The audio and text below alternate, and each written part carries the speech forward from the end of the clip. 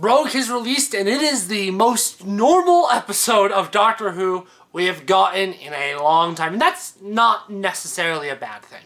When we look at the past half-decade almost of Doctor Who, it's been a wild ride. The last normal season we had, up until this point, was in 2020. And even then, the only normal episodes we've had since The Timeless Child are the Sea Devil, Legend of the Sea Devils, and arguably Wild Blue Yonder, but even then, that's debatable as it's one of 3 60th anniversary specials.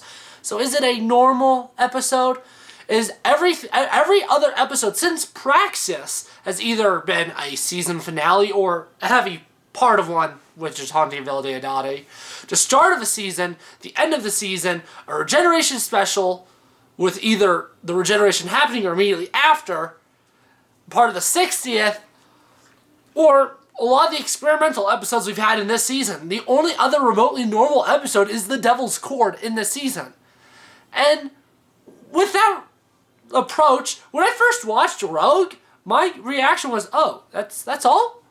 Because it just felt so weird having such a normal episode after, especially after 73 Yards, Boom, and Dot and Bubble, which are, I mean, 2 of them are Dr. Light, then the other one is the Doctor in one place. So having a normal Doctor Who episode was, at first, a surprise, and upon rewatch, really, really, really nice to have. I think it's no secret that this season's been ordered really weird. I don't think it's bad. I don't think it's good. I think it's just weird. I think it is very hard to rearrange the episodes in this season just because there's so many tiny little lines that are weird. Devil's Cord being in June or July, I can't remember which. But Boom also mentioned being in October. That's weird. Having 2 Dr. Light episodes in a row, that's weird. But also, Dot and Bubble has to be after 73 Yards because they recognize Susan Twist. That being said, this episode does a great job of helping us learn more about, who the Doctor is. This episode really should have been earlier. In fact, I'd argue this should have been either episode 1 or 2, honestly. I think this being episode 1 over Space Babies would actually have helped this season a lot. Even if it's missing some of the crucial exposition, I personally think the exposition should have been more gently spread throughout anyways, so I don't know. I think this episode, it should have been earlier. And obviously, I'm assuming it wasn't because they wanted it to be the first episode of June, of Pride Month, and for obvious reasons. Because if you haven't heard, this is, honestly, I want to say it's the first consensual same-sex kiss that the Doctor's had.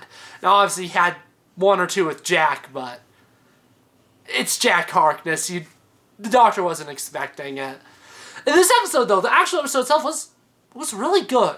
It's the most formulaic episode, but that's not being said in a bad way. You have the cold open with the monsters killing people. Classically Who. And it just follows the same story structure of a typical Who story, and it just feels nice. The characterization is great. The chemistry between Jonathan Groff and Ncuti Gatwa is phenomenal. And I also just really enjoyed the character of Rogue. The D&D reference was not one I was expecting at all. And as someone who recently has gotten into D&D, that made me go, wow, that's awesome. And beyond that, visually this episode is fantastic. And I haven't seen Bridgerton, but it seems like in a lot of ways this episode is a homage to it. And I think that is also great.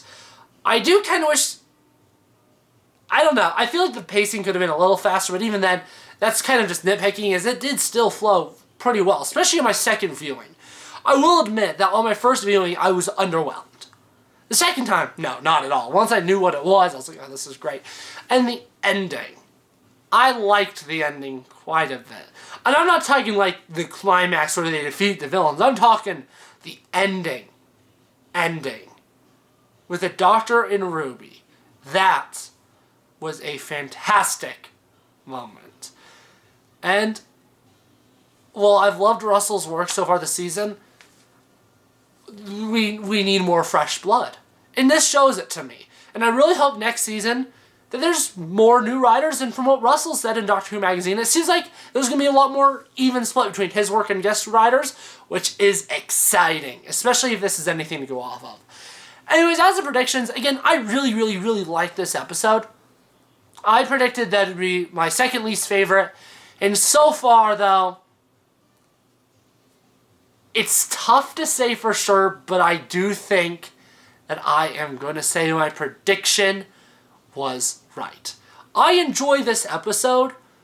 I think it's a really good episode, but it doesn't truly give me something that I want to really badly come back to.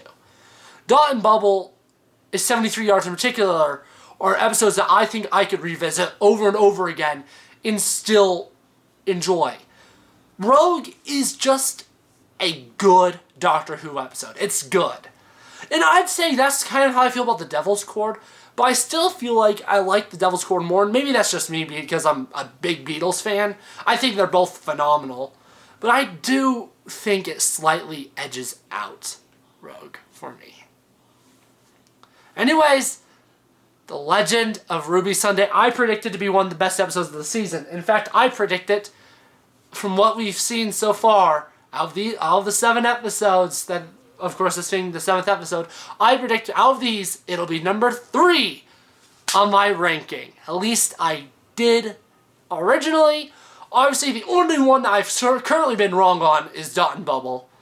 So Dot and Bubble being higher, who knows? Is that going to push Legend of Ruby Sunday down, or is the Legend of Ruby Sunday going to be way better than I predicted? Well, only time will tell. And this Friday cannot come soon enough. Well, Friday in the US. I'm so sorry, midnight UK. That's what it was for X-Men 97 here, and horrible, horrible. Anyways, this weekend cannot come soon enough. I want more Doctor Who, and I want it now.